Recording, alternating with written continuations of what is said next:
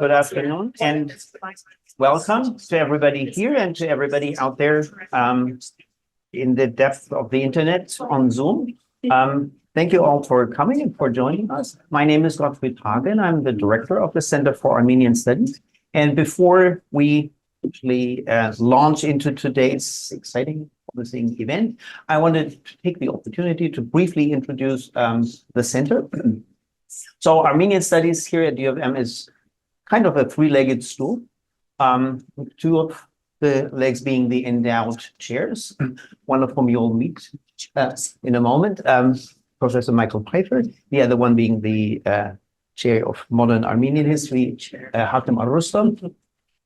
And then the third one is the center, that is the interdepartmental hub, if you will, that holds various types of events, programming, helps organizing workshops, also awards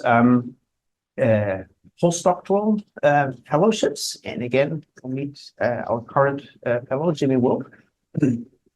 That is a program we're very proud of. And I think we can claim that at least half of sort of Armenian studies scholars sort of in this country have sort of come through this program at one point or another. So we're proud of this work. We're also very proud and grateful to those who make this possible. Armenian Studies here is almost entirely a community-funded effort. We did depend on support from the community here in Michigan and elsewhere. And in particular, sort of the Manugian Foundation, from which much of the funding is coming. We're also grateful for the support from various units at the university who helped fund today's workshop. We'll have more programming coming up this semester. Please check out our website. You're welcome to sign up for our mailing list to get regular updates. And we're looking forward to see everybody at further events. And now, without further ado, I'll hand it over to Jimmy. Do you? Yes. So.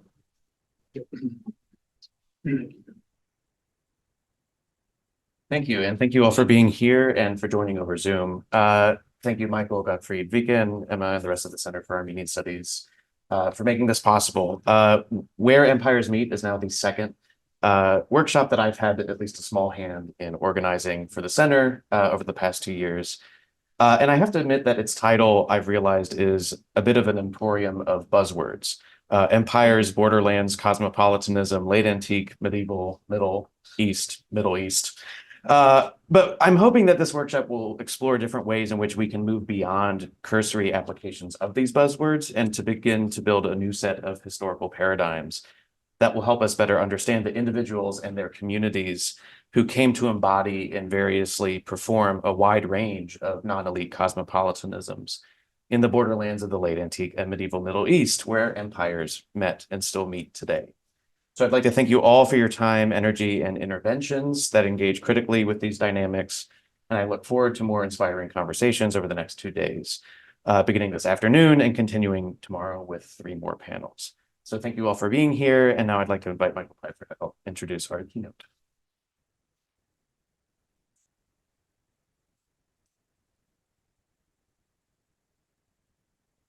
Hey, hello everyone, and welcome to all. I want to first begin by thanking, I don't know if you can hear me, but by thanking my co-organizer, Dr. James Wolf. Jimmy, it's been lovely to work with you again and to learn from you, and this has been a real delight. I'd also like to extend my gratitude to the Center for Armenian Studies and our director, Gottfried Hagen, and our administrator, Viken Muradian, for all of their behind-the-scenes work that made it possible. Today, I have the pleasure of introducing Kate Franklin, our keynote speaker, who is senior lecturer in the School of Historical Studies at Birkbeck, University of London. Kate's work draws together a vast and unruly archive of materials, ranging from the built environments of medieval Armenia, including its caravanserais and way stations, to the narrative exploits of famous Silk Road travelers, such as Marco Polo and Ibn Battuta, alongside more locally produced medieval history, and finally, an even vaster treasure trove culled from the natural landscape and biological life forms that crisscross this region. And drawing together a range of sources that no national archive in its right mind could ever really contain, Kate also poses a provocative question to the field. Instead of worlding medieval Armenia, or situating it as another node within a global historical context, she instead asks, in what ways did medieval Armenia itself make worlds? That is to say, how did specific confluences of narrative and materiality in this region produce different senses and experiences of place, endowed with meaning, as well as imaginaries of the broader world beyond this particular territory? This was a question posed by one of her two books, Everyday Cosmopolitanisms, Living the Silk Road in Medieval Armenia, which has been a useful interlocutor for this workshop. Kate challenges us to adopt frames of reference for the Silk Roads that encompass much more than the famous male protagonists who narrated their experiences romping across Armenia, Syria, and elsewhere. As Kate puts it, we might instead consider what lurks just beyond the narrative frame of our historiographies today, and wonder, quote, about the human and non-human figures at the margins, end quote, who performed the cosmopolitan labor of caring for and welcoming outsiders as they wound through the network of routes, popularly known as the Silk Roads. Tonight, she'll be taking up these problematics in new ways, inviting us once more to wonder at what might be hovering just outside our material canons and their established lineup of human protagonists. Her talk is titled Between Ecumeny and Ecology, Armenians on the Silk Road and More Than Human Cosmopolitanism. Please join me in welcoming Kate Franklin.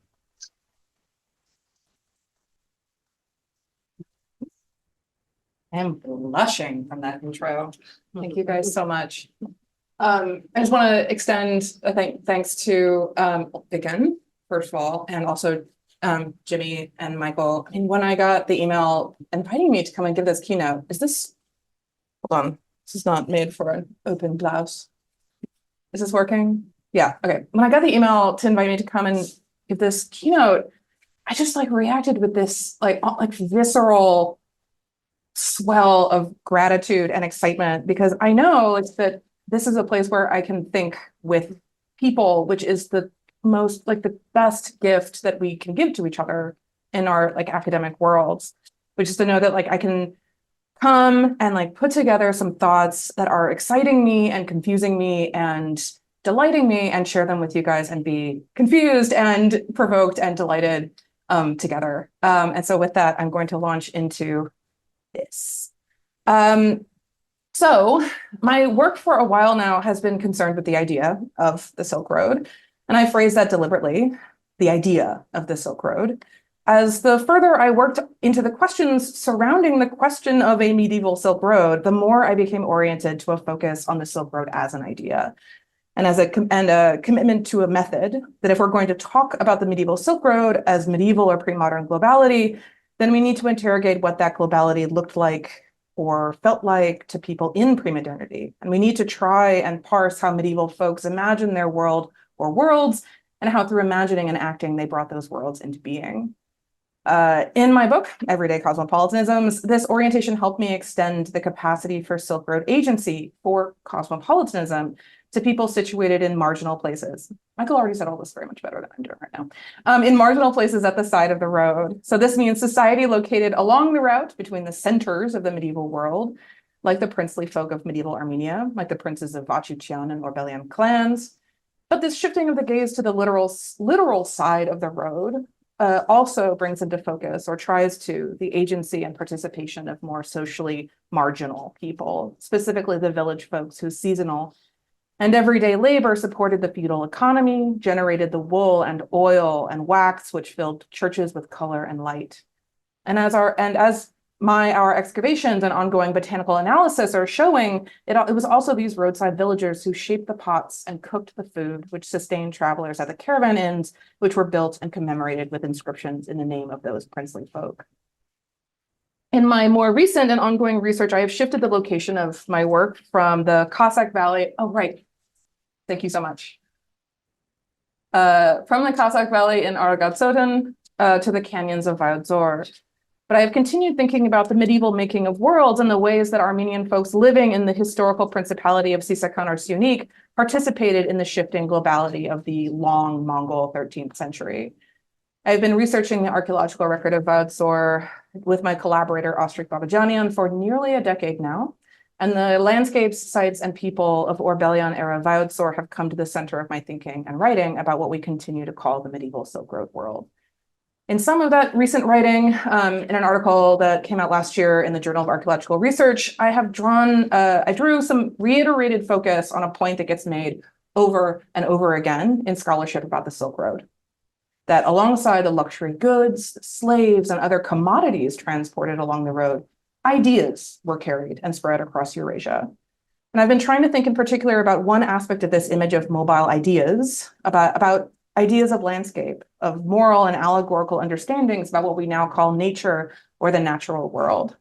And some of this thinking happened most acutely in the course of my writing my 2023 co-authored book on landscapes and environments of the Middle Ages, where Mike Bentley and I worked to pull at threads of cultural monoliths like Christendom or Islam, and to think about the landscapes of desert, wilderness, garden, as ideas, imaginaries which could circulate and germinate in diverse real topographies across the globe.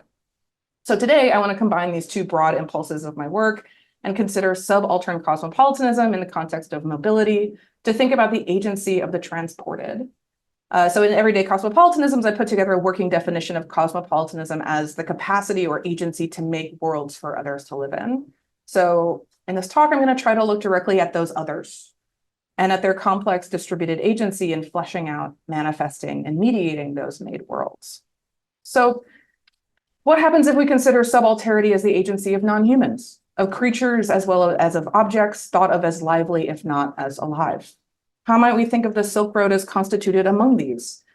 Ultimately, I am keen to widen a conversation which draws together arguments from allied and overlapping discourses in the social sciences: object biography, actor network theory, object-oriented ontology, new materialism, critical posthumanism, which has morphed recently into more than humanism.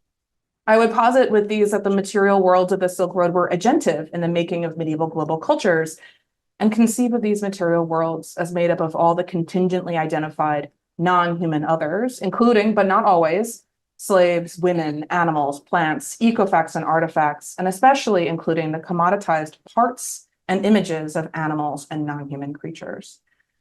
So one goal of this mode of inquiry is a decentering of human agency and human subjectivity on the Silk Road, kind of in the playful hermeneutic of kind of my mothers in this thinking, so Jane Bennett, Donna Haraway, and Anna Tsing. And one tool I want to use in this playful reframing of the agency of subaltern cosmopolitanism is from biology.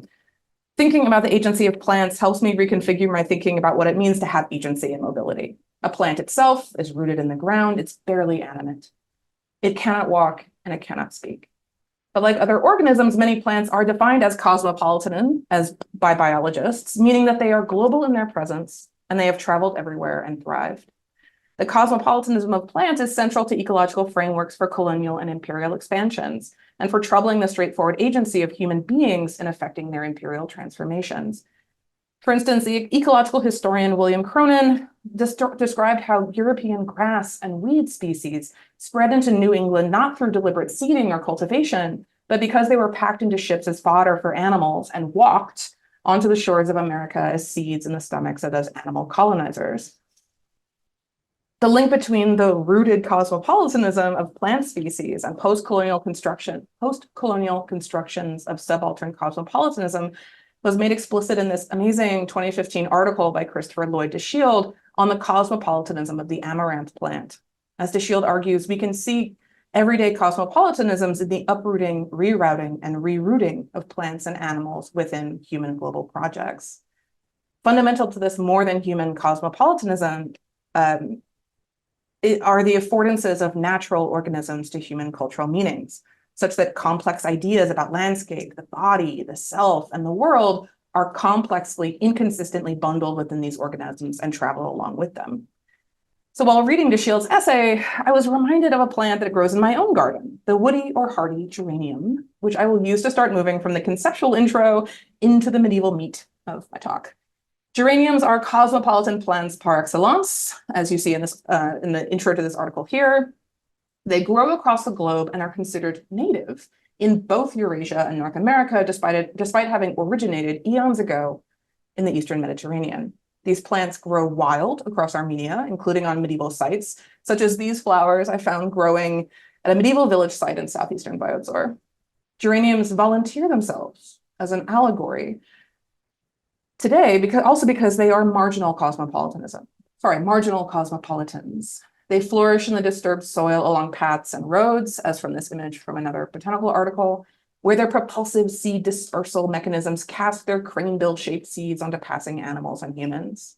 What I find even more fascinating is that in the Middle Ages, geraniums were marginal in a different sense. Their images appear in the margins of manuscript paintings, such as this panel from the 14th century Ilkhan Jami al-Tawarik, and this panel over here, depicting the crucifixion from the Hastings Hours, a Flemish book of hours that's now in the British Library. And you can see these are two different forms of wild geraniums. These are the pink, pink Cranesville geraniums that are here versus these like more familiar blue purple wild geraniums. I think these are also true. The mobile cosmopolitanism of the geranium stands in a complex relation to the use and circulation of its image, therefore within medieval art. So thinking with the post-colonial and ecological definition of cosmopolitanism, thus helps me think more carefully about how to look to the margins of Silk Road hypermobility, with the explicit project to think about the agencies of non-human animals, plants, and fragments or parts of non-human and human bodies, and mediating the construction of the global cultures that we all study. But okay, I am a cultural historian of the Middle Ages, and so I am fundamentally curious about how my playful approach to the agency of material and non-human alive others might entangle with or resonate with the world-making projects of my Armenian interlocutors. While non-human agency stands in an ambivalent relationship with the acknowledgement of perception of that agency by humans, i.e., things can have agency whether or not we think they do or attribute that agency to them, I'm still curious to see how my model of Silk Road more than human cosmopolitanism might find allied models in the Middle Ages. So, as most of you know, central to my work in Biotsor is the textual world-making project of Stepanos Orbelian, whose late 13th century history of the state of Sisakan presents the complex nature cultures of medieval Armenia as themselves active in the projects of the Orbelians and their kin. In the prologue to the history, Orbelian describes the origins of his project as in a passage which explains how, in the impulse to create, to bring works into being, and to transform nature, human beings emulate and draw near their divine creator. As he says, see how he is a creator. While the craftsman can turn something raw and useless into something useful and graceful, a carpenter can take the trunk of a pine tree and fashion a table and a chair from it. A tailor can turn sheepskin into shoes and clothing. A blacksmith can extract iron from rocks and make an iron sword or other things. It's in this way that man, like God, is a creator. In this passage, and the part that comes before it, where he also explicitly lays out that the gift of reason differentiates men from animals, this passage lays out a hierarchy of creation. As humans' reason sets them apart from beasts, then their creativity sets them apart from inert matter and sets them as a master over both. So in this section, Orbelian defines the relationship between humans and the non-human world as one of mastery, of naming, of making, and using. However, the great chain of being, in my opinion, is still a chain, by which I mean Orbelian's human still exists in these relations of relative being, of differential proximity to divine perfection. And that medieval Armenian theologians could conceive of the slippages within this system is illustrated in poetry and metaphor. For instance, in this 12th century riddle of Narcissus Schnorrhalli, translated from Michael's beautiful book. In this riddle, she is articulate, not animate. She travels widely, yet has no feet. Wherever the rich and royal be, she goes boldly forth. She speaks. In this riddle, the object, tucht, a letter, oscillates between animacy and inanimacy, between liveliness and life. So how might we extend this vibrant, more than human agency outward into the Silk Road worlds, which Narcissus and Orbelion participated in and constructed at different periods? If, again, cosmopolitanism consists of making worlds inhabited by others, then aren't those others part of the making? To slide into some Donna Haraway-esque cadences, what worlds? Worlds. What creatures create creation? This question generates the first part of my title. In thinking critically about the role of non-humans in the created worlds of the Middle Ages, we might move from the hierarchical human centering of the ecumenical world towards ecological thinking. Or as Kaori Nagai argues in 2015, to think the possibility of cosmopolitan animals, we have to start by redefining a cosmos as a tangled up knot of species co-shaping one another, rather than as an orderly good world. Moreover, we need to think in new ways about the relationships between animals and politics to make animals citizens of the cosmos. End quote. So let me take another look at the cosmos of the medieval Silk Road and of medieval Armenia from the perspective of making visible this non-human animate agency. I'm going to try to do this at a progressive, messy scale of abstraction, starting in with the most visibly present and agentive of Silk Road animals and moving across and along Orbelion's chains of being between humans, non-human creaturely beings, and lively objects. First and foremost, most present in our accounts of the Silk Road are, of course, the beasts of burden that carry people and goods across Eurasia. It seems almost banal to point out how utterly crucial load-bearing animals, horses, mules, donkeys, camels, oxen, elephants, were in the globalizing commerce we call the Silk Road, despite not choosing to participate in Silk Road travel as adventurers or merchants. I was thinking about this paper, and I was on a bus last Monday to Oxford to give a talk, and there's this new monument in London to animals and warfare in the British Empire. And it's this enormous, beautiful monument, statues, horses, camels, dogs, and then these giant letters across the front of the monument. It just says, they had no choice. Just like I was thinking about this. And again, yeah, so animals are participant in the Silk Road, whether they want to be or not. They're there. For instance, Marco Polo rhapsodized over the great white oxen of Rudbar, writing, quote, "They are the loveliest things in the world to look at. When you want to load them, they lie down like camels. And when they are loaded, they stand up and carry their loads very well because they are exceedingly strong." Other writers extol camels and donkeys of various regions. The donkeys of Armenia were famed for their sturdiness in 10th century Arab geography. But my favorite example comes from Ibn Battuta, whose description of the sledge-pulling dogs of the land of darkness up in Bulgaria really show the central importance of these animals as agents. As he says, this is his famous passage from the Ritha, where he's talking about how he intended to visit the land of darkness, which, as he says, is reached from Bulgar after a journey of 40 days, but he renounces it, it's too difficult. But he relates what he's heard about the journey into the land of darkness. As he says, it's the only way of reaching it is to travel on sledges drawn by dogs. For the desert being covered with ice, neither man nor beast can walk on it without slipping, but the dogs have claws to grip the ice. The guide in this country is the dog that has made the journey many times, and the value of one of these reaches 1,000 dinars.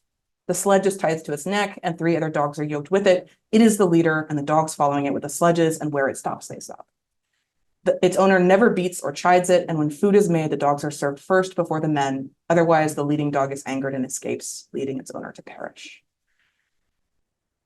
And kind of allied with this is also this amazing miniature, again, from the Jami al-Tawarik, showing, I love the attention paid to these very careful horses that are making possible the crossing of Al-Muntasir across the Sirdaria when it was frozen. The idea that we're reliant on these animals. This excerpt, so Ibn Battuta's excerpt, demonstrates the awareness of travelers on their dependence, so of their dependence on animals as not only bearers, but also as guides. It is a consciousness of this critical role of animals, I think, that informs the commitment to animal accommodation in medieval caravanserais or caravan inns across Anatolia and especially in the central Armenian highlands. So on the right here is an image from the Selim caravanserai, famous in Majvayozor. I know many of you have been there. And on the left is an image from my excavations back in 2011 at Aray Bazarjo caravanserai, which is this elevation here. Like this amazing thing that we see in these 13th century and 14th century caravanserais in Armenia is the provision of space for animals. I'm drawing attention to, so here's this cross section through here, which is mostly identical to Selim. So what you see here are these troughs for the feeding of animals that would be in these dark outer galleries of this kind of basilica-shaped caravanserai. And so that's why I had to put them in my elevation for my dissertation in the book, because so you can see this is one of these troughs as we excavated it. And this one even has right here like a little pecked hole that so that you could like tether the head of the animal to the trough.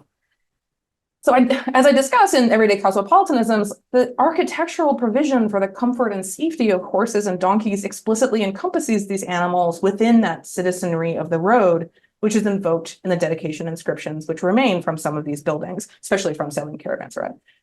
When princely Armenians set out to make worlds in architecture and dedicated hospitality, they included animal guests within that world. Of course, not all the animals who traveled the Silk Road routes carried commodities on their backs. Sometimes the animals and plants themselves were the precious trade good. There is a broad and fascinating literature on the culture and animal trading, to the extent that a number of scholars even proposed renaming the eastern parts of the Silk Road the Horse and Tea Road.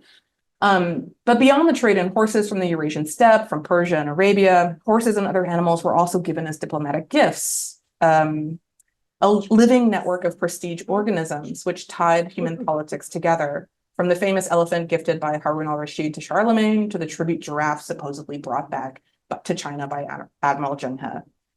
Just to focus in on the animals that may have crossed the Caucasus, in looking at some of the accounts of politics from the Ilkhanid Vizier Rashid al-Din and contemporary sources, Leon Volkovsky observed in 2021, observed of animal gifting in the Ilkhanid period, the circulation of animal gifts was critical for cementing foreign diplomacy as well as internal patron-client relationships.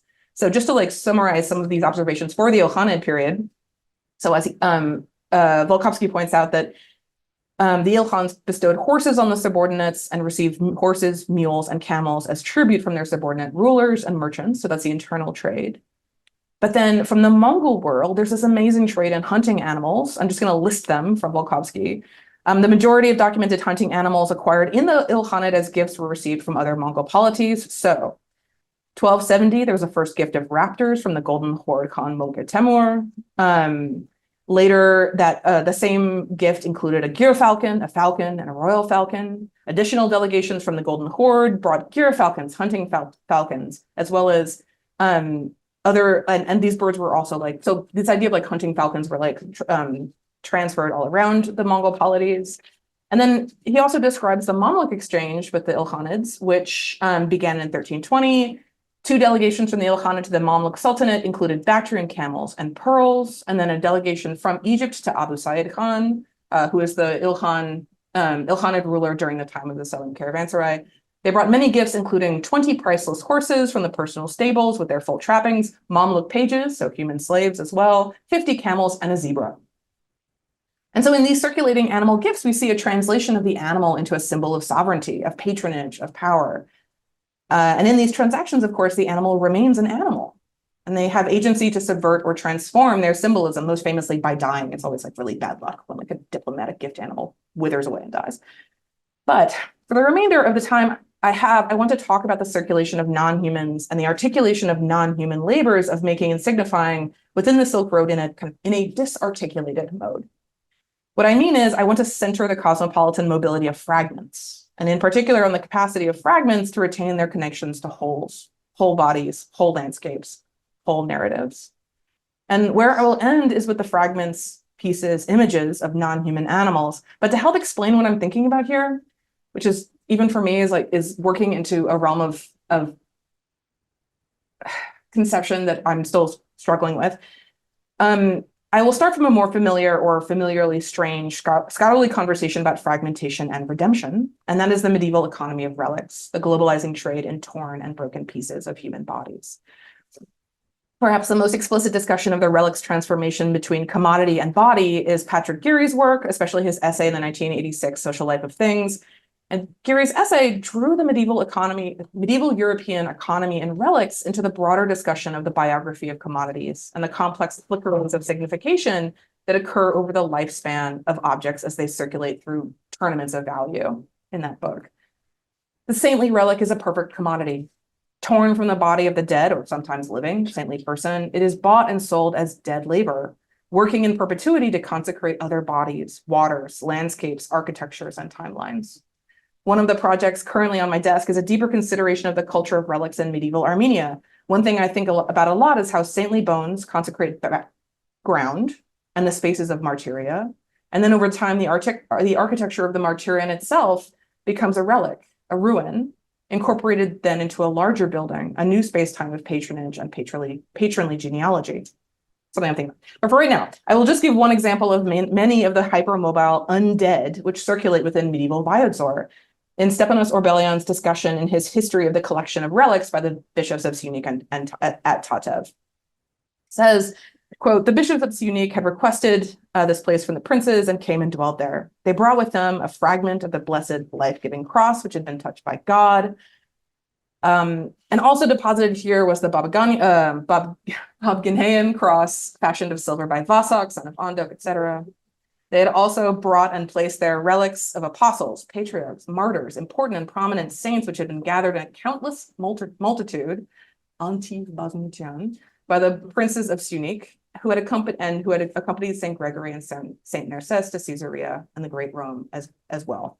Relics collected with great fervor, among which were those of the great John the Baptist and the proto-martyr Stephen, the 12 apostles, Saint Gregory, the right hand and other parts of the body of the Blessed Virgin, as well as countless others. There were also hairs from the head of the Blessed Mother of God, who stood above other humans.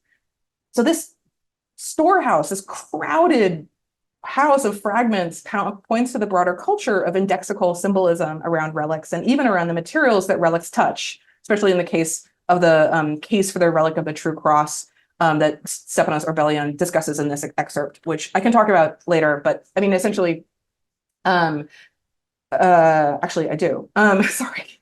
The culture of indexical symbolism around relics and even around the materials that relics touch, as in the case for a fragment of the true cross described by Stepanos Orbelyan. And within this conversation around relics, we also have a language for talking about the direct indexicality of minuscule dead fragments to living and generative wholes, as in the story of the relic of the true cross, which, according to Orbelyan's account, this relic of this cross, this tiny splinter, I'm showing you the relic of the true cross of Khotekharadz, which is not the same as the relic in the story, though it is like quite similar. This relic of the cross brings a winter landscape back to life, the green life of spring, this tiny splinter retaining the life-giving power not only of the whole cross, but also of the whole tree.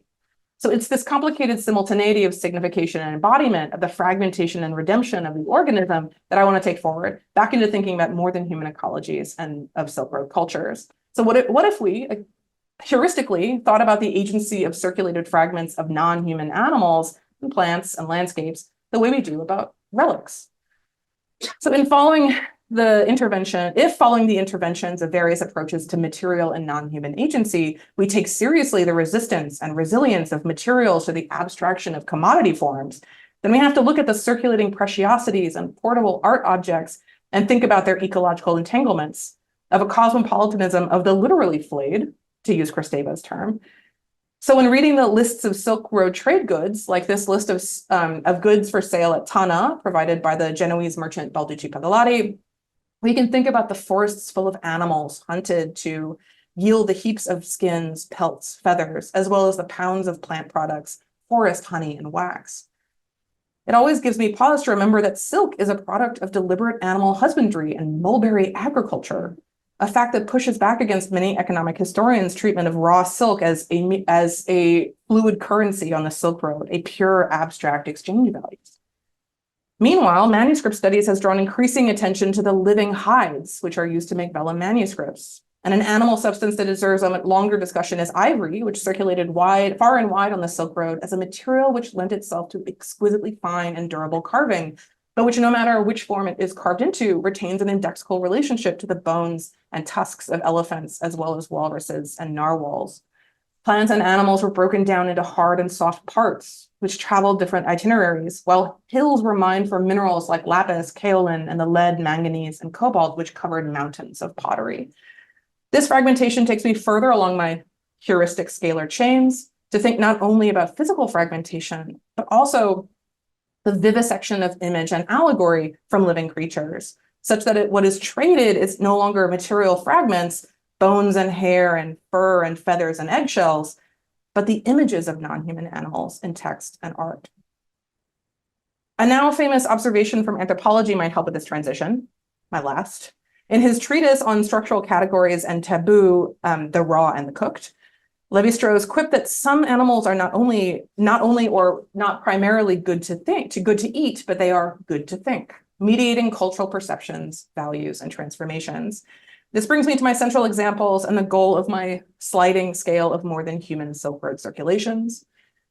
In thinking about the mobility of imaginings of non-human animals and narratives of nature, I get back to my project here of thinking about how ideas about the natural world were part of the broader cultural exchange of the Silk Road. And in particular, how they were part of a exchange that is hard to distill into unidirectional changes and transfers. So if we can assert that the dead labor of the relic retains its link with the body and agency of the saintly body, then how might we think about the vibrant circulation of images of animals and plants across the Silk Road world?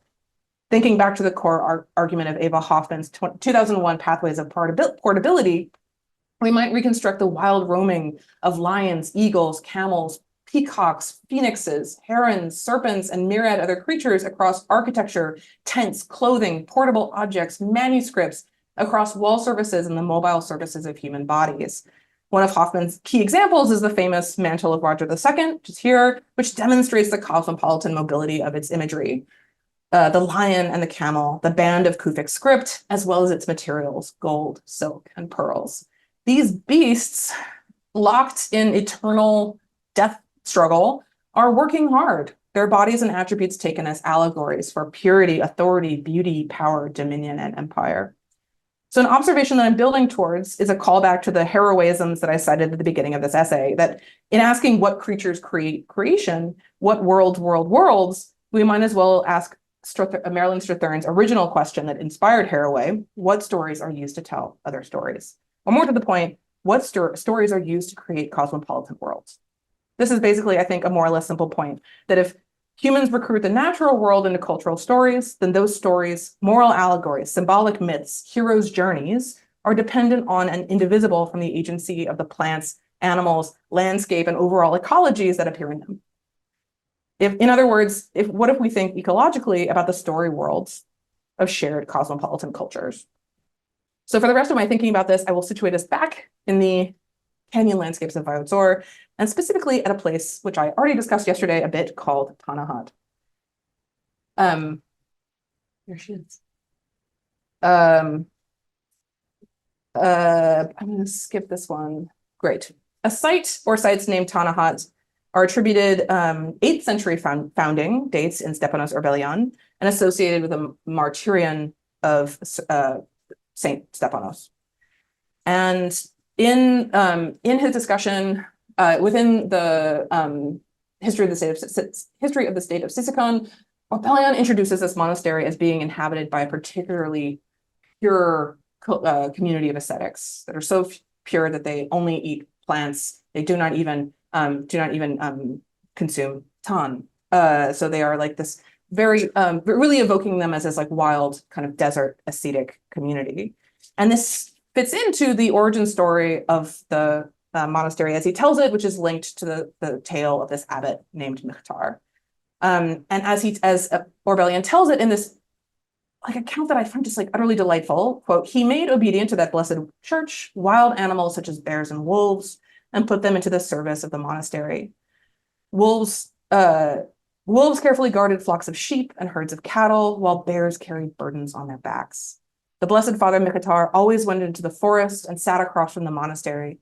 Here, the beasts and wild things gathered in his presence and solicited his prayers and forgiveness as feeling things, each according to its needs. Having presided for many years over the good order of the monastery, he passed into the ranks of angels. So in this remarkable story, Orbelian evokes strange yet familiar animal imagery. The landscape of Vayotzor is evoked as a mystic wilderness, a desert where the saintly nature of Mikhtar is purified of worldly human temptation and in turn tames the animal natures of wolves and bears and other beasts. The image of Mikhtar seated, surrounded by his animal congregants, immediately for me invokes the image of King Solomon, who in Christian and Islamic traditions spoke the language of animals and ruled over the natural and supernatural worlds. For instance, Marco Polo is drawing on this Solomonic imagery when he describes Kublai Khan, and in particular how, quote, "A great lion is led into the great Khan's presence, and as soon as it sees him, it flings itself down prostrate before him with every appearance of deep humility and seems to acknowledge him as lord. There it stays without a chain and is indeed a thing to marvel at," end quote. I'm also so fascinated by the possibility that one of the stories which inspired Orwellian's foundation myth of Mithtar was a fabulously popular poem of divine madness and peaceable animals, the Layli and Majnun of Nizami Ganjavi, composed north of Viodzor in the previous century. But more important than the textual origin of Orwellian's inscription for me is the possibility that these moral allegories of human-animal politics circulate and take root in unpredictable margins. So even as the wolves and bears labor in the story to build the monastery and guard its flocks, they perform a simultaneous agentive allegorical labor for Orwellian, transforming a place in particular, Viodzor, into a cosmopolitan wilderness story world. So I'll go now from the Tanahat and Orwellian's narrative to the monastic site in Viodzor, north of Gehergensor. So you can see here a view from up in the mountain that I took back in 2021. You can see Ostrich there doing some recording when we visited this site, and the site that I discussed yesterday that was reconstructed in the 1980s. And it was recommemorated at that point as the location of the medieval university and artistic center called Gladzor. And we discussed this a bit yesterday, but today I just want to talk about the architectural remains that exist that were reconstructed and which consist of an extensive complex of buildings centered on the reconstructed Surb Stepanos and Surb Nishan, Surb Stepanos being on the right and then Surb Nishan being the little martyrion on the left. All the epigraphic information we have about these structures comes from Stepanos, which was dedicated in 1273. Inscriptions on the site record donations in the names of the Orwellians and the Proshan family, which are identified in those donations as vassals of named Mongol Khans. But what I really want to look at is this exquisite Mukarnas bas-relief on the tympanum of Surb-Nishan, framed in sharp and chunky Mukarnas. The semicircular panel, which you can see better here, photographed by a person who had went at a better time of day than I did and got some glancing light. This semicircular panel above the door depicts a mounted hunter spearing a beast, maybe a lion, in the side. It's grabbing a spear. The hunter rides a horse with a saddle and a quiver and is dressed in a robe with a crossed front and some kind of headgear. Above the hunter runs a deer or maybe a sheep, I don't think it's a deer, and small birds fill in the voids. But what made me gasp when I saw this and made Ostrich laugh at me is this resplendent and fanciful piece of peacock. Its feathers create waves of motion driven by the head of the horse, and with one foot it claws the lion beast, while with the other it seems to be grappling with the bird to its right. This peacock is a fighter. I admit that much of this talk's genesis actually was me standing in the sun and wondering what this peacock is doing above this church door. What is this scene? Is the human figure a prince or a saint? One way to think about this is to situate this image carved in black stone from the lava flows of Viodzor within the worlding of mobile images of humans and animals, as well as the mobile story worlds I just discussed, whereby a priest could be a saint, could be King Solomon, maybe Majnun, maybe Alexander.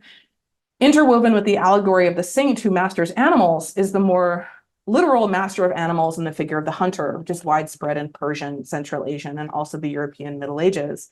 A cosmopolitan idea in the sense that it links global cultures and, like the geranium, is native everywhere. So on the one hand, the tympanum image shows us a cosmopolitan allegory, which draws on human nature relationships to represent the good prince in the same way that these contemporary reliefs from Noravank and Spitakavor do. So this is on the left is the depiction of Hasan Proshan as Spitakavor, which was ganked in the late 19th century and taken to the Hermitage. And on the right is my shaky phone photo of the bas-relief in the Gavit of Surb Stepanos at Noravank.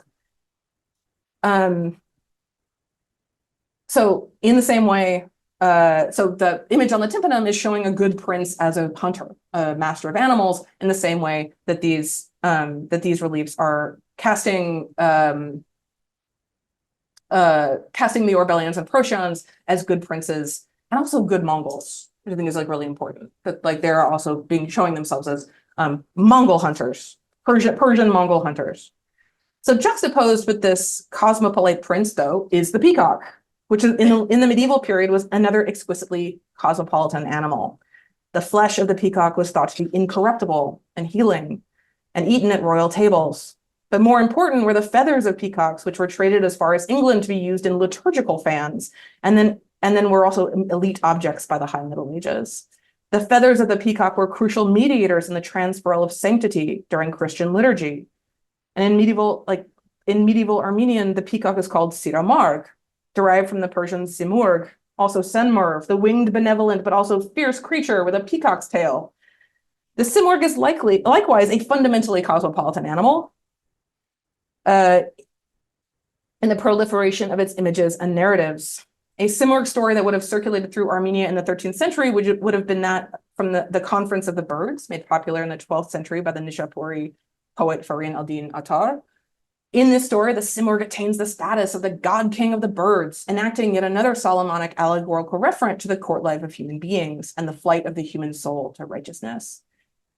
As the peacock was traded and carried across the Silk Road world from antiquity onward, likewise, that poem flew from tongue to tongue. Entangled with, but separate from these living birds, which were traded, bred, eaten, and plucked for their feathers, the image of the fierce but magisterial simurg, or senmurv, also traveled in material culture, in textiles and architecture as a symbol of sovereign power. The image of the simurg peacock, senmurv, adorned beautiful kingly bodies across the medieval world linked by the Silk Roads, as the creature was woven into silken textiles specifically for the draping of noble, holy, kingly, or even godly bodies. So this just a note, this technique of gold-figured silk on a colored ground was called tiraz across the Islamic world, from the orders of the Khans in Ibn Battuta's account to the walls of the Alhambra. And just to show the vast spread of this combination of image and material in tiraz. So like the link between the peacock and then the colored ground and golden imagery on this silk. I'm giving you guys somewhat random examples, but are also critical. This famous senmurv silk from the early medieval period that's contemporary with this tunic from Mostravaya Balka. Just again, an example of like the spread of the linkage between tiraz and power, like just across. I was like spoiled for choice of which Sienese painting of the Virgin and Christ to choose, but you can see specifically like the tiraz band at the edge of Christ's cloak in this image, but also Mary herself in her coronation is wearing this tiraz. And then of course the famous tiraz senmurvs that are painted as drapery above this portal in the Church of St. Gregory, built by Tigran Honens in Ani, so going back to my idea of allegorical labor, the peacock, Siramarg Simorg, is performing a deft work of embodying transworldly power in the medieval Silk Road world, circulating and signifying in ways that can never be fully severed from the body of the real living peacock, even as the image is pulled from the biological world to move across walls and paintings and textiles, making beautiful magic king monsters out of human and church bodies. So in all this, it might be possible to understand the medieval Silk Road world as, in all this, it might be possible to understand the medieval Silk Road as more than a road, as a vibrant network of humans enmeshed with non-humans, conjoined in complex mutual world makings. And I think this speaks to the need for interdisciplinarity in our approaches to medieval cosmopolitanism, which is exactly the point of the workshop that will happen tomorrow, or as we see cosmopolitanism of non-humans flicker across living bodies and disarticulated fragments, rooted in landscapes and evoked in text, worn on the body and sung on the breath. And in addition to pulling our focus to the margins, I hope that this enriches our engagements with the voices of our primary fellow travelers, our human fellow travelers. This is at least what I'm trying to do in part to understand the wider world of the stories told by Stefanos Orbelian, to fill out the textual, narrative, and imaginative complexity of princes and stonemasons and congregants at a place like Tanahat. I'm trying to train myself to look to the side, to think about the material and textual worlds that surrounded my medieval interlocutors. From what wider story world about humans and nature did Orbelian pluck the image of bears carrying baskets and wolves patiently watching flocks in the peaceable kingdom of this canyon hermitage? What story or poem did the mason at Tanahat hear? What textile fluttered past? Perhaps even what alive or dead peacock did they see to inspire their fierce carved Siramark? This gets back to the question of cosmopolitan agency. What worlds of narrative and imagination make up the medieval worlds we study? I also think that in our source materials, we see the shimmer of this more than human agency, of the dependence of the ecumenical on the ecological. So thanks again to Michael for sending me on this dive into Nerses Schnorrely's riddles. But as I explored a bit beyond the Tucht riddle, I referenced at the beginning of my talk, I was delighted to see the Siramark peek out from the page. And I went on this deep dive in my office for several hours, like with my dear friend Ani Honarchian, as we worked to translate this riddle. And I have to beg for forgiveness. I nerded out and was committed to recreating the rhyme scheme of the riddle because I'm a dork. So I'm not giving you a direct translation, but in my rhyming, it gave me some real sympathy for like Victorian translators and their pastoral fetishes. What I want to, so here's my whimsical translation of this, which is trying to get to like the vibe of this riddle, in which the peacock is evoked as wandering in a paradisical garden, out of reach, like the Simorgan Attar Sufi allegory. But when I tell you the mental shriek I let out at the last line, in which we are teased with this image of a peacock luxuriating not only in the greens of the garden, but also in the gold of his terraz, which he holds close like another secret. In this line, this last line, which Ani was like, but Kate, like your rhyme messes with the meaning or like messes with the vibe, which is like to himself, this Siramark is holding his tiraz. In this line, the Siramark, I think, redeems his own image. He pulls the senmer of the silk and gold textile back onto himself.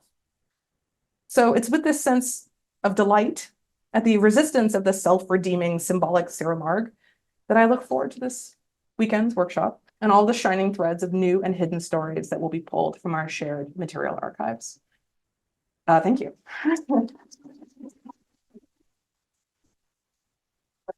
That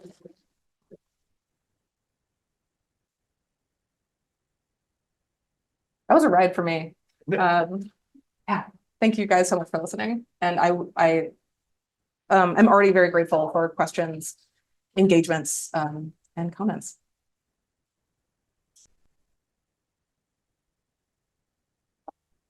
Please. Yeah, I'll start us off. Well, thank you so much for giving us so much to work with and think about at Mark on tomorrow. And it was a wonderful and really rich talk. And I just had a quick comment about the peacock. Don't critique my translation. No, I like the translation. And I was going to say, it's interesting that in addition to the tiras, the peacock also has, you say, like the map of the card that's right. Yes. So it kind of has, like, in addition to this reclaimed human, materiality, it has its own material culture that is part of the riddle. And it also means paper too. Oh, in this of course. So there's something like really material about the word choice. Okay. So that was my comment. And my quick so question is, are there sort of like anti-cosmopolitan animals that you see on the Silk Road, like animals that may are part of more local ecologies that don't connect to this bigger Silk Road space, but that kind of like reinscribe some kind of locality instead? Oh, I'd love that question. I mean, do you have one in mind? No, it's maybe an impossible question because I don't know animals or plants really, but I was curious if you see more than just a stylistic variation, if there are, regions or places where they assert a different kind of animal. And I was originally thinking that mythological animals would be a way of doing that, but then you kind of undid that idea for me with the Seymour. So this is like the difficult thing about cosmopolitanism, I think, especially in textual sources and in particular, I think travel accounts of the Silk Road. Because what immediately popped into my mind are these monster creatures that resist being that refuse to be useful or commoditizable, except as kind of tales of wonderment that can be then circulated by someone like Marco Polo or Rusticella or Ibn Battuta or yeah. And so like the idea that but of course, like again, what I was gonna say is like the conflict of cosmopolitanism is that of the kind of Kantian mode of cosmopolitanism is that everything strange becomes familiar because there's a kind of voraciousness and black hole gravity of the situated worldview, right? That like, you know, that the most monstrous monster still can be recruited enslaved into an allegory that centers the traveling self, which is like what is fascinating about like monsters. And this is, you know, which has been discussed a lot in literature, like by, you know, I'm thinking of like Peter Jackson and people like that. But yeah, but there is like a sense of like, I like to think like, it makes me want to think more about just like, what are animals that like you just can't, that no one wants to buy, that don't make anything useful? I mean, I do think it does make one thing I am thinking about, and then I'll stop talking, is like the silkworm itself, which like no one is not fascinating to anyone after. I mean, there are obviously like people like observe like silk being made, but after a while it's like we don't want to. Why does no one want to celebrate the fact that like this amazing substance is like secreted by just a little worm? And I think that yeah, I kind of appreciate the refusal, the kind of non-stickiness of symbolism and allegory of like the worm itself, even if all of its labor is abstracted. Thank you. You keep thinking about that. I guess you follow up on that. Yes, please. It strikes me that when you ask the question this way, sort of the animals that nobody wants, Yeah. are some of the most cosmopolitan of all. Vermin, for instance. Oh, well, yes. I'm starting with fleas and lice or rats and mice and all that. Where do they fall in this? I mean, yeah, when I was thinking about, so again, I was trying to constrain myself to like some kind of coherence. But I mean, absolutely, like in the caravanserai context, like, of course, like we have all kinds of critters, and the one that, I mean, the bones that we actually did have are of like starlings that are, you know, perching in the rafters and flying, and I mean, I assume just like, you know, annoyingly defecating on travelers, and then their bones ended up in the garbage of our dig. Obviously, yeah, fleas, rats. There's an amazing article that I wanted to talk about by my colleague Ashley Haruta and her team about the first cat bones found in Central Asia that like testify to like an earlier medieval movement of the cat, which is not an animal no one wants. Everybody wants cat, but a cat into Central Asia on, you know, through these caravan travel. But like that does also speak to the idea that it's like, well, they become useful because yeah, these caravans are plagued with vermin. Definitely William of Rubruck encounters a lot of vermin, like just itching and yeah. So yeah, absolutely. Yeah, I think certainly in the discussion of like disease as one of the things that is transferred along the Silk Road, like the issue of parasites absolutely comes up. And yeah, it speaks also to like, I mean, talk about like more than human worlds, or like the parasitological, you know, holobiont ecologies within human bodies, which yeah, do get shared in weird ways. Yes, thank you. Yeah. So I was really, by the way, first of all, thank you. Talk was fascinating welcome. as usual. I was really interested in sort of the connotations that the transfer of animals has, like between different kingdoms, like the sovereignty, like a symbol of the sovereignty and everything, and so much so that even certain roads are like known, like the horse and tea road and whatnot. And so it got me thinking about your discussion on relics and sacred objects, and sort of the rejuvenating quality of these objects. I was wondering, have you seen anything in the sources that talk about the sacred and rejuvenating quality of these relics being transferred to the road itself? Whoa. Like, I know you can't call something like the relic road because it's not like maybe as frequent as, you know, trading horses and whatnot, but have you seen anything about like as this thing was passing through the road, Oh, yeah. flowers sprouted?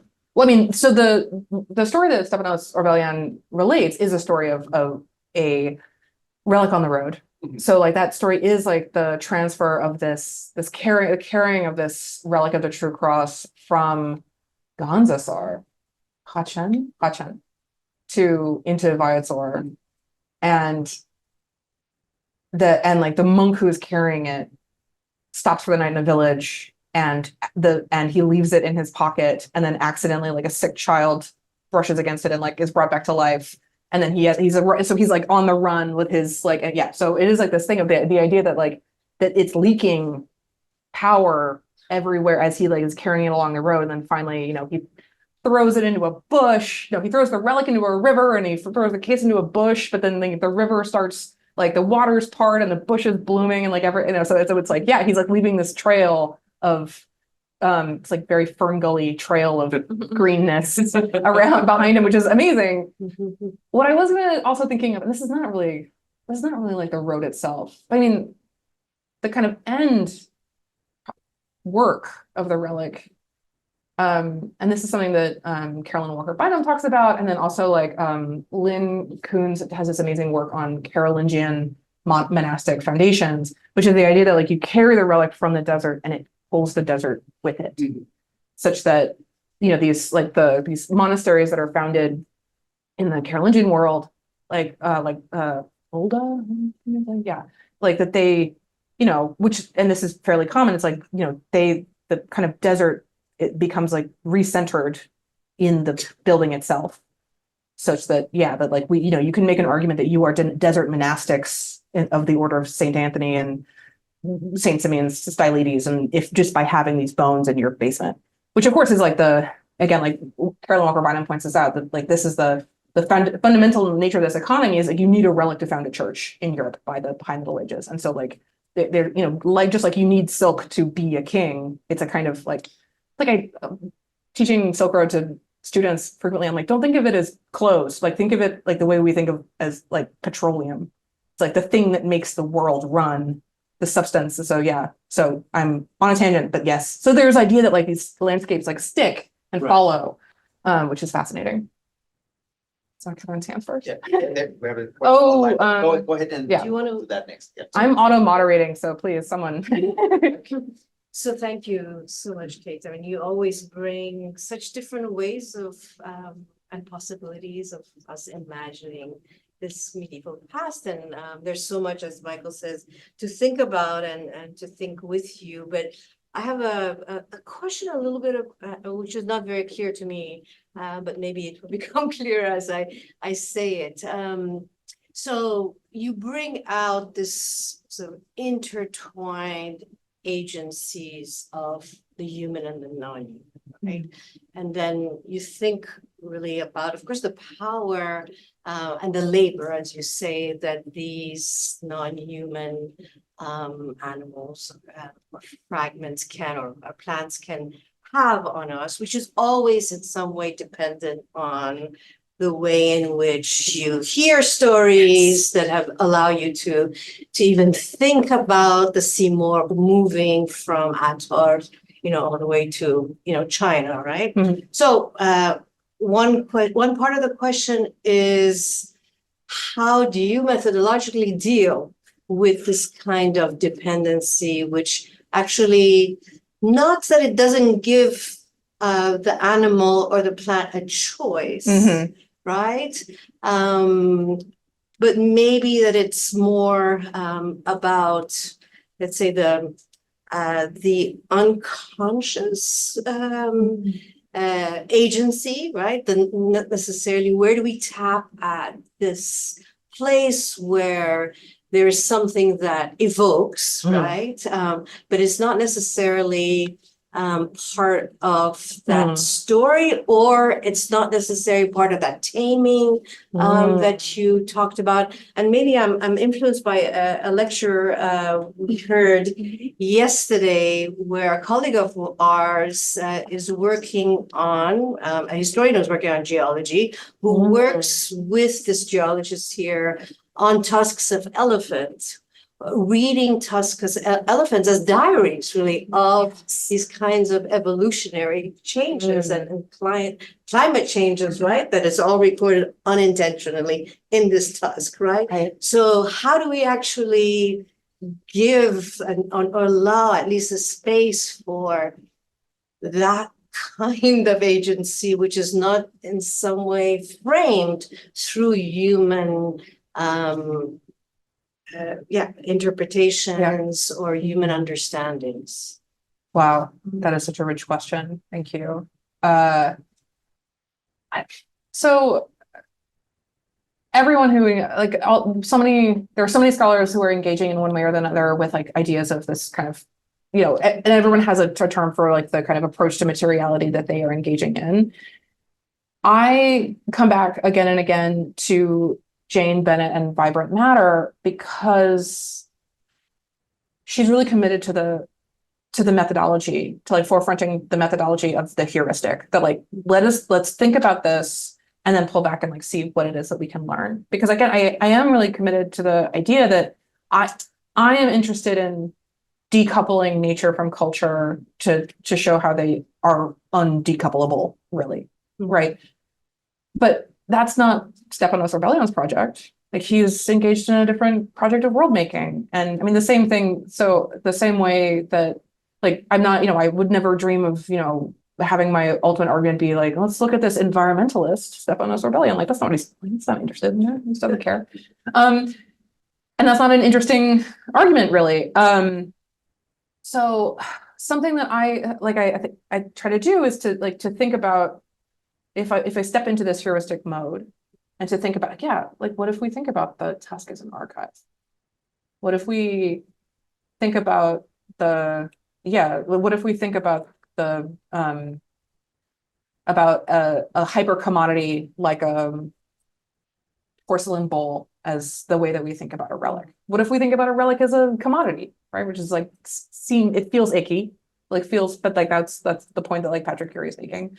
And then, but like always with and beyond that, the argument that I think, which is also about the argument that Jane Bennett makes really powerfully over her work, is that this is also about power, and the power to create, and like our own, and in Haraway's term, like the God trick that we are also enacting in our model making.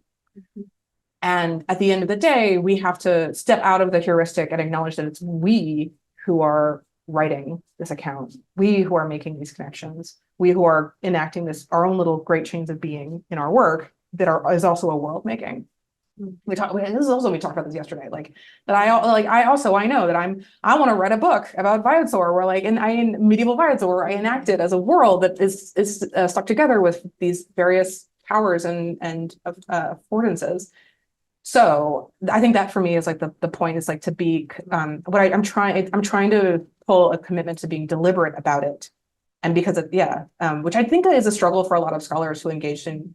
We're all working on stuff, but for scholars engaged in critical materiality and like we're working between interdisciplinary engagements with art history and archaeology is at the end of the day like no, like the objects have agency, materiality and animals have agency, but we are still enacting that ontology for them.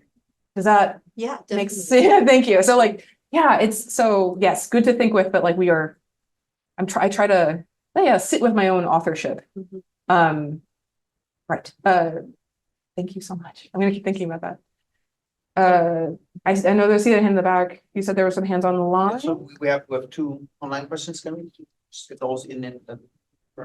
So the first one is from Tim Moss. I'm wondering about the materiality of interactions with peacocks. Do you know of archaeological evidence for their consumption, or could even the textual sources be fully symbolic? Oh, thanks, Tekla, who's member of the Greater Viator Project World, Viator Silkroad Survey World, and a zooarchaeologist. So thanks for bringing me back to evidence. I have not excavated peacock bones. The accounts of eating peacocks from like medieval Europe is pretty solid. Like, I don't think there's not any doubt that like people were eating peacocks in, medieval Europe. And Asia, but certainly, because I mean, again, like they're birds, they're like, so I think that there is like a thing that, which again, like speaks to the issue of we have the visual evidence for their existence is so much more robust than like which is ironic than the actual physical existence for their physical evidence for their existence. So I don't think, yes. So no, not fully symbolic, but again, like the symbolic outweighs the material. And the second one is from Ron Sunni. A wonderful talk, fantastically, beautifully delivered. I'm a modernist, so I oppose cosmopolitanism to something more local and territorial, most importantly, the nation. Where is a polity or nation state, or nation or state restored? Where is the local when Armenian princes become Mongol hunters? Yeah, it's a really good question. And I think like one that we're gonna be looking at a lot this weekend, not to like shuffle off that question. This is well, I think this also speaks to Catherine, your question, which again is to come back not only to my own project, but to the projects of my medieval interlocutors. They are making a world at which they are the center, of which they are the center. At the center of which they are, sorry. They're like, for Orbelian, nature exists. The nature of Viotsor exists as a corollary and I don't know, as a helpmeet to the Orbelian and their lineage and their life. To the point where, I mean, that's why this text is like I'm so obsessed with it, because like the idea that it is the topography of the landscape is made by human stories, whether it's and martyrdom and flooding and birth and death, but then also the landscape will step in to literally intervene in human stories and help them like come to more heroic ends. And so I think in the same way that like it is fundamentally a story in which the place is invoked. I mean, to be like just like utter, like to state the obvious, like this is the landscape that is consecrated by the blood of martyrs and the labors of nation making. And so like the nature is the nation. So there is like, right. So which is, as with all cosmopolitanisms, is like the thing that stands in tension to the narrative of flow is like the absolute narrative of like for Orbelian, like this is, we're going to root the tradition and we're going to root our lineage in the geology of this place, in the lava, in the rocks. So that for me, to the point where like there's a kind of, I don't want to get into like there are so many things in the text. So yes, so like that is there, absolutely. And so what I think is fascinating about that is the capacity I'm hoping to like reveal that as a creative process, which because again, like back to the beginning, Orbelian knows what he is doing. Like he is making a world. He is a god that is making his little world in the vellum pages of his manuscript, sitting in his little scriptorium, probably dictating it to somebody, let's be honest. So thank you. So like, yes, absolutely. Critical question. Thank you so much. That really enriches, I think, what I have to say and think. Yes, the corner question I think was first. Yes, thank you very much for your talk. It's You're very welcome. Sort of a eye-opener for me, because so my question is, have you looked at the history of these myths and heroes? So for example, if you look at Seymour, the first time that I know that it is talked about is in the Shawnee. Yeah. And so how do you look at that angle as well as the medieval angle, which is sort of Right. has some Christian connotations to it. Shawnee doesn't. Right, exactly. Yes. And I really appreciate like I feel like the implication of that question, which is like this is something that I've worked on a lot, when in fact I am like barely beginning to think about this. Yes. And so for me, again, what I think is interesting is, wait, I'm sorry, I'm trying to think of like an eloquent way to answer your eloquent question. Absolutely. And what I think is so one of the things that I want to, one of the methodological implications of this ecological approach is to also to think, and I'm hoping in decentered ways about influence and narrative, right? Because there is more than one, these stories they are rooted and rootless, right? Like they are spread, like, you know, and of course, like they are written down by writers, like, right? Like they are composed in rhyme and poetry and, you know, and find like relative materiality in text and in like versions that are sung and resung. But also like story circulates. And like I think this is a thing that has frustrated scholarship on the Silk Road for decades now, which is like, how do we talk about the figure of the man holding two lions, like in a way that is not like, oh, it was invented by Iranians and then spread to China, or is invented by the Chinese and like spread to Iran, right? Like, how do we talk about these images that are everywhere? That was just a random example. I was thinking about like your Peter, like your church door, the church image you sent me this morning. So absolutely. And again, I don't want to cast any aspersions on any body of scholarship in particular, but like, I think in Armenian medieval art in particular, if it's not like I think we still struggle to like think about images outside of their like, not liturgical, but their kind of textual rootings. Like we have a biblical image, or we have like a Quranic image, or we have a Zoroastrian image, when like these are these images, like the peacock doesn't care if you're a Christian or not. Like it retains the affordances of its form and its narrativity.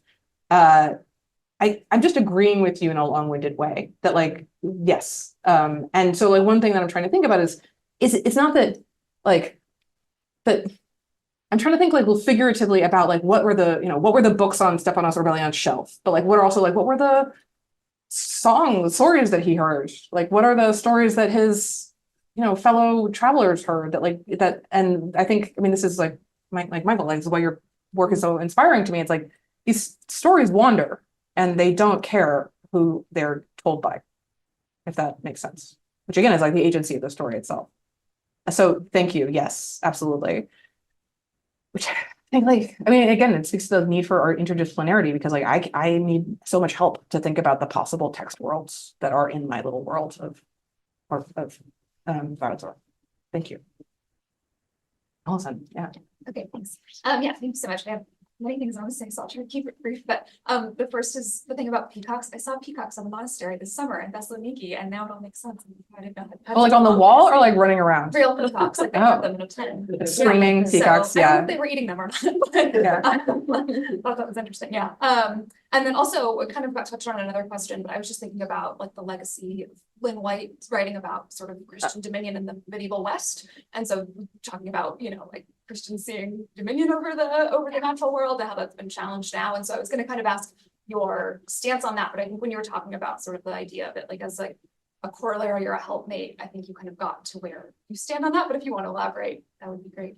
And then yes, I have one more quick wait, question, yes. which is just about the panel on the tombstone of the church. Just like, so what is it doing there? Like to travelers, to people walking past, like, do you have an idea for why it was placed there? Because again, I work in Greece and I have churches that have like these hunting scenes on the outside, or like, lions attacking whatever on the outside of these churches. And no one has a good answer for why they're there. So I'm curious if you have a thought.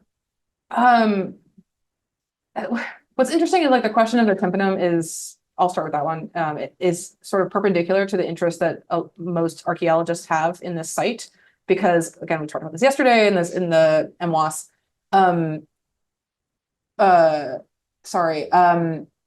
So much of the, like, even Igit Kharabian's excavation reports and the discussion of it, all of it is focused on the question of, is Tanahat Gilad Zor?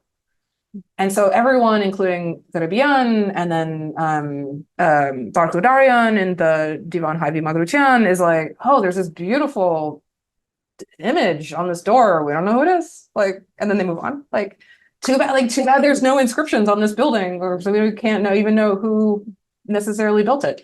So in short, no. To be discovered. The other question, yes. So referencing Lynn White Jr.'s 1967, The Historical Roots of Our Climate Crisis, right?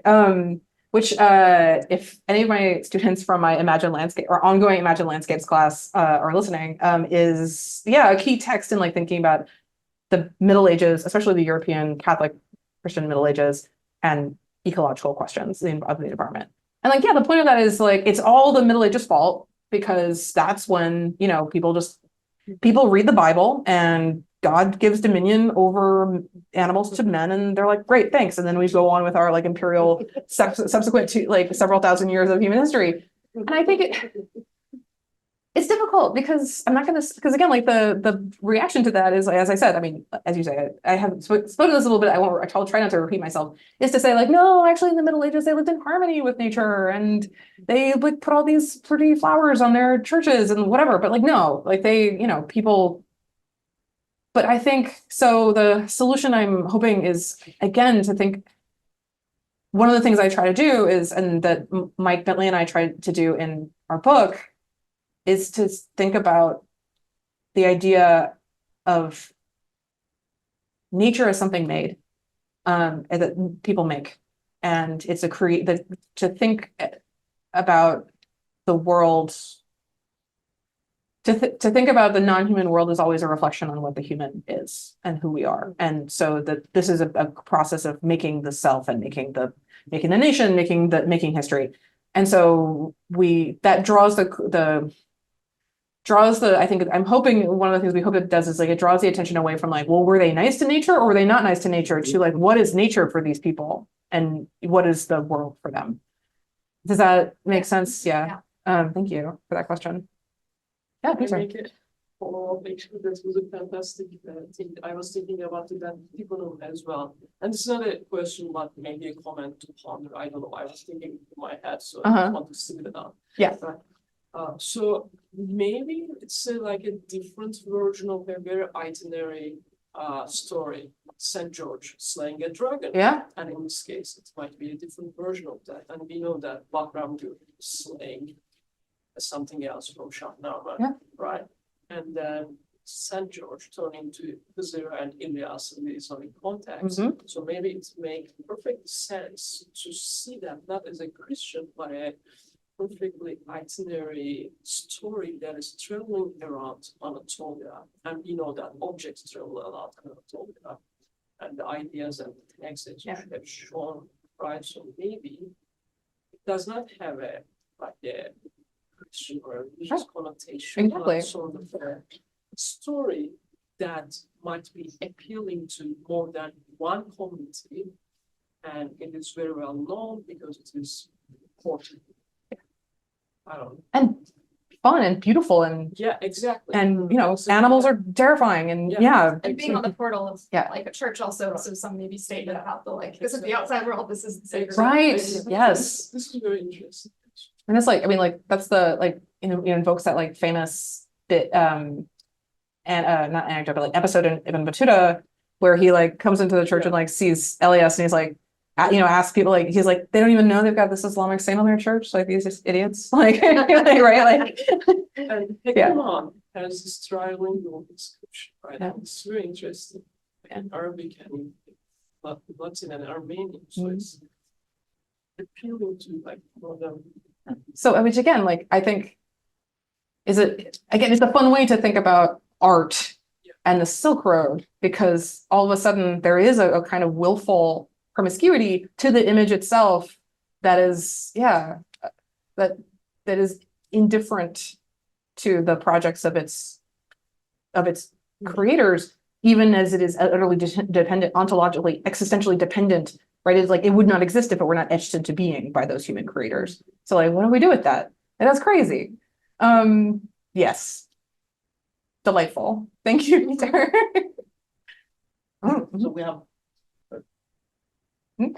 we have one more question in the chat. Back page. So this is from Ani Bonaccia. I was hoping you can talk a little bit more about Majnun in the wilderness. Where's the borderland and wilderness for someone like Orbit? Does it match with let's say Nizami's borderland? As always, wonderful talk. Thank you, Ani. That is a question that I feel like would be better like answered like over a bunch of wine. But since she's all the way in St. Louis, yes, so the link between that passage from Step Up's Orbelion and like the idea of Majnun came because my co-writer Mike Bentley and I were working on this chapter a couple months ago for the Bloomsbury Cultural History of Nature in the Middle Ages. And we're trying to think about territorialization and delimitation in the medieval natural world. And I was like, I want to talk about Majnun. Like, let's talk about this Layli and Majnun. And like, I want to talk about, because again, like why is the desert important? And also like, this is a text that I never get to think about. And I just want to have an excuse to talk about it. And so the idea of, for Orbelian, the idea of a mystical in the sense of a landscape, I don't want to say liminal, but a landscape where the fabric of the real becomes thin, which is less liminal, but is, and where reversals are possible, but also things attain their real forms. Perhaps their true forms is such another one of these ideas that circulates. And like, that's one of the points that like Mike and I are trying to make in that book, which is that again, like a landscape like the desert leaks into the world and can make deserts anywhere, regardless of topography. And so I'm trying to actually like answer Ani's question. So then what is the desert doing? And the argument that I'm trying to make with Mike in that chapter is that it's about making these distinctions about a definition of the self in relationship to an inside and an outside, as you guys are all saying. Just like you guys answer the questions. An inside and an outside, and a culture and a nature and a safe and a wild. And so if the wilderness in Nizami's poem is doing something to hold a mirror up to the cultural and the social and the worldly by being a world out of the world. The question then is like, so what is Viodzor for Orbelian? And there is a sense like this is an argument that like I like have only found myself thinking about recently, which is there is something about like I think he is trying to create the desert of the conversion and of sanctity and holiness for his family. And there is something about, I mean, you guys, I know many of you guys have been to Viodzor. It's an incredible landscape. And it lends itself to this kind of just storytelling about how one can be out of the world and be in the world. And of course, like the idea that where I'll stop is like the idea of being of a world outside of the world being an incredibly, a place devoid of culture is an incredibly cultural idea. So the argument that we make in the book is the desert is of course full. There's no place desert of culture. It is full of meaning. So yeah, so that's again, so thank you for that, Ani, and I'm going to make you talk to me about it later.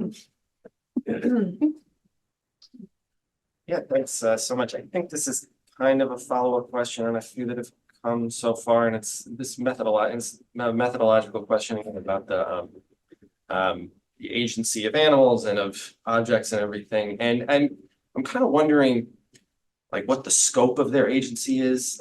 How much they can do, because a point that stuck out to me in the talk was when you mentioned how the animal's dying is one of the most It's a clunker of a moment, yes. agentive things here, but they probably don't want to do that. And the agency there sounds like, because it's subverting, right, what the Yeah. humans want out of it. And that also then ties in, I think, to these classic writings on what subalterns can actually do, because often it like ends in death somehow ultimately. And so I'm sort of curious, just like how much further can that agency go? And methodologically, are you always ultimately running up against just trying to sort of fight against having a human at the center of the story? Yeah, what you think about that? Oh, I think so many things. Thank you. Yes. So again, in so many of these conversations about materiality and agency, whether it's like Alfred Gell or whoever, it's like, are we talking about intent? Are we talking about intentionality? Are we talking about premeditative project? And the question of like, does the peacock have a project? It's like, yes. So that's like always like the conversation has to happen around like the conversation, like around a discussion of agency.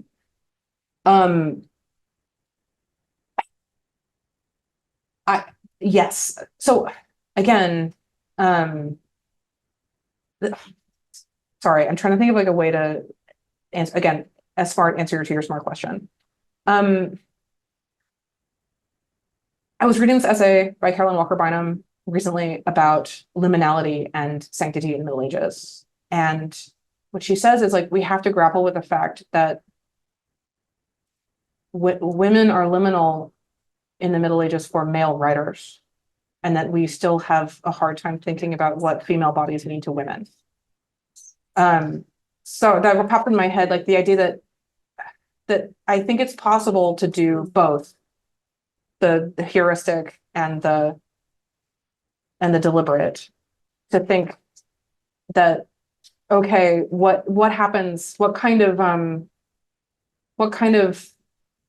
sparks fly in our minds when we think about these things heuristically, even at the same time that like I am under, again, like as I said, like I'm under no illusions as to where the power is. And I don't mean to imply that like the only power of the subaltern is to die.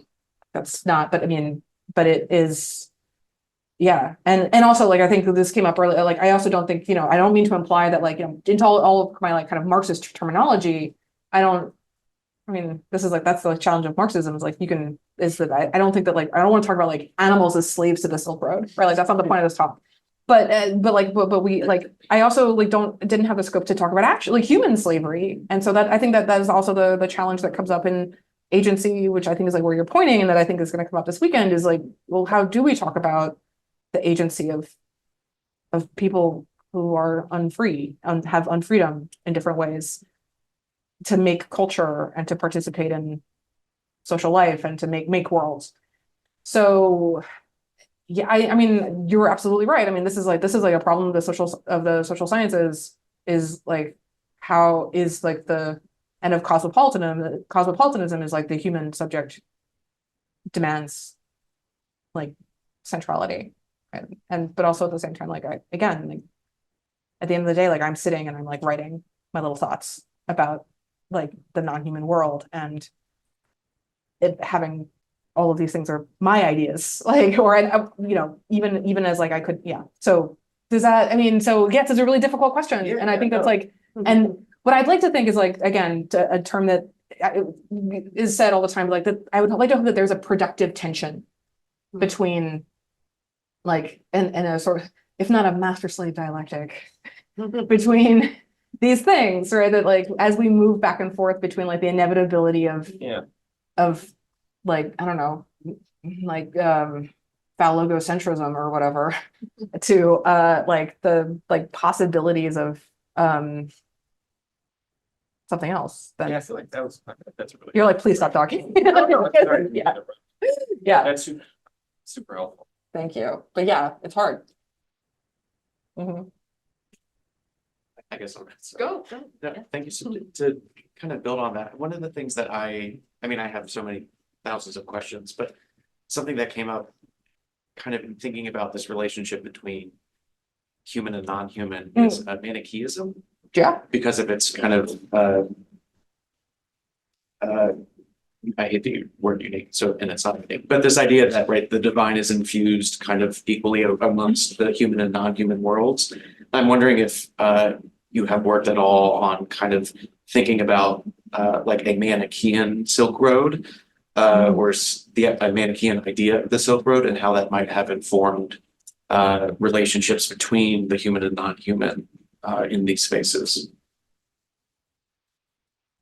I mean, not specifically, but like what you're saying, I think speaks again to like the challenge of this and like the sort of like humility that I feel in like thinking about it, which is that something that I think that like it's really hard to grapple with, especially as we are like dependent on our sources and their myriad of languages, is that like we are, I mean, to talk about like the story worlds, I don't know like what this is up here, but like story, I had to end on something. The story world of the Silk Road is like, we are talking about, and this is, I try to write about this in my book, which is like, everyone is carrying around their worldview that is situated somehow, and these not infinite, but like multiple myriad ways of thinking about humans and nature are not, they're permeable.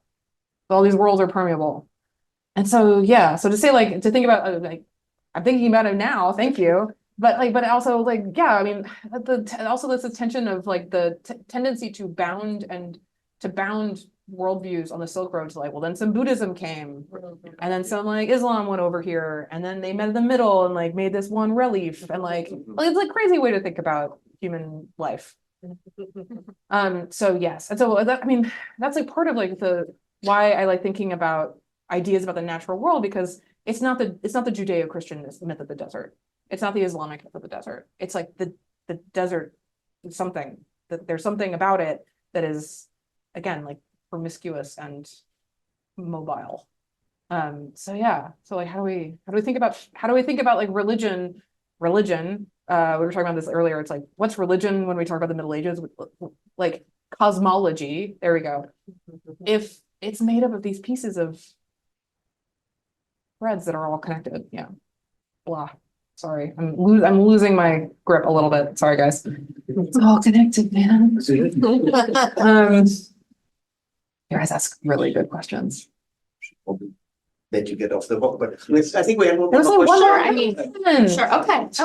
Yeah. Yeah. I mean, Hit me I feel again, like yeah. so many threads in my own thinking right now are coming together. Like I taught Carolyn Walker Bynum this morning. Yeah. Graduate course. And I myself use a lot of like critical materialisms in my own work. And I'm a Roman historian, so I am pretty unfamiliar with your material. And maybe your answer to this question will just be like, well, yeah, my talk. But anyway, I was thinking, first of all, I love this concept. I wrote this, I feel like Catherine and I both were like, when you said like margins of hypermobility, like I love that phrase.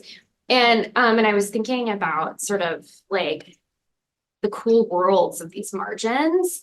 And specifically, I don't know how this all comes together in my head, but like, I've been thinking about Mel Chen's hierarchy of animacy, and their book Animacies in general, which is probably part of the constellation of things in the world that you're reading right now.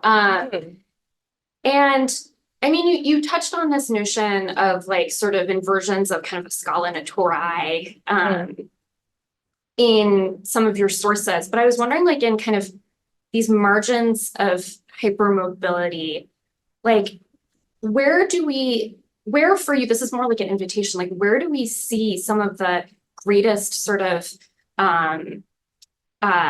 upturnings of these hierarchies of animacy that existed for people traversing the Silk Road. Wow. You mean like where in space, where in time? Or in people's writings and Oh, like, okay. you know, and I was thinking like, Yes. okay, so one obvious example could be like the way that pack animals are valued. Right. Like pack animals in many circumstances, right, are treated in horrible ways, but they Yeah. also are highly prized in this kind of a context. But I was thinking of kind of less obvious. I mean, thank you for that clarification. That's really helpful. I mean, I think that's why like hagiography is like such a like that's why we can't stop writing about it. And why like miracle and wonder, I mean, to go back to Carolyn Walker Bynum, patron saint of this conversation apparently, like wonder as a emotion in the medieval world, but like in general, like generates so much reflection because it is these moments of moments like I mean again like even like the riddle of the letter, right, is this flickering simultaneity of animacy, inanimacy, voice and voicelessness, and be like materiality and mobility, hypermobility. And you know, so I think it is in these moments of, I mean, again, I don't want to like exegeticize like Walker Bynum's typologies of wonder from that essay, but like to think about moments of observation, reflection, and admiratio, kind of this emotion that we see in medieval texts that's culturally specific, but also frequent of, well, wait a second, like I need to think about this a minute. Like, and so much, and that frequently does happen with animals and objects and architecture and landscape. And I think like maybe like, and also just like why animal allegory? That's a whole like other body of literature that I like started to scratch into like writing this talk. And I was like, I don't have time for like to think about like the beast fable and why we have a, you know, like why the Khalila Dimna is like, so, you know, I was looking at, Sharon Kinoshita's this amazing article she has on translation of beast fable across the medieval world, and like what is fascinating about these for people, and like how does that work, and as she says, into the like translation and sovereignty. So like there is something about, yeah, I think part of it is like when these things wander into the frame, what's happening. Yeah, like what, like I can't like I had my students on Imagine Landscapes reading like, you know, these descriptions of like Majnun's animals moving between human and non-human ways of acting, and they kind of walk like the way that they like emerge in that text, act like humans, and then like kind of like, and both of those moments are curious. So like, yeah, I think like that's my answer to your question, is like these like what is the effect, what is the methodological impulse to this affective technique in writing, in medieval writing? Because like at the end of the day, like we're talking about art, we're also talking about writing and these textual objects that are meant to elicit emotional responses. And so I think like that's all. I think thank you guys for all listening to that rambling answer, like a commitment to thinking about like affect and right and source. Thank you. I think maybe, yeah, she's back. Oh, Yeah. it doesn't get longer.